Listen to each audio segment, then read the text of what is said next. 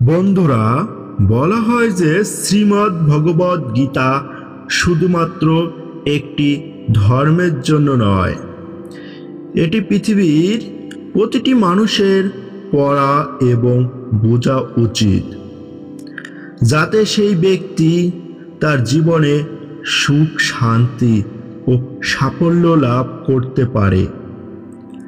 শ্রীমদ্ ভগবদ গীতায় মোট 18টি অধ্যায় রয়েছে এবং এই 18টি অধ্যায়ে মোট 700টি শ্লোক রয়েছে। তাই আজকে আমি শ্রীমদ্ ভগবদ গীতার সারাংশ তোমাদের মাঝে আলোচনা করতে চলেছি।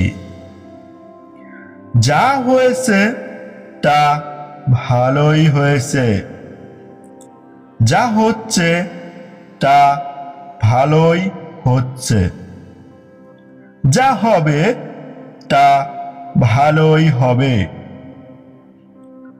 তোমার কি হারিয়েছে যে তুমি কাঁদছো?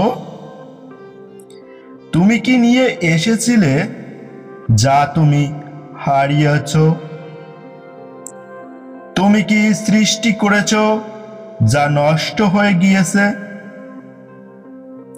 তুমি যা নিয়েছো এখান থেকেই নিয়েছো, যা দিয়েছো এইখানেই দিয়েছো।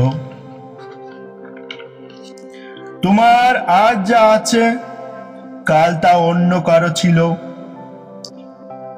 পরশু সেটা অন্য কারো হয়ে যাবে। পরিবর্তনই সংসারের নিয়ম। এই ছিল শ্রীমদ্ ভগবদ গীতার সারাংশ। জয় শ্রীকৃষ্ণ।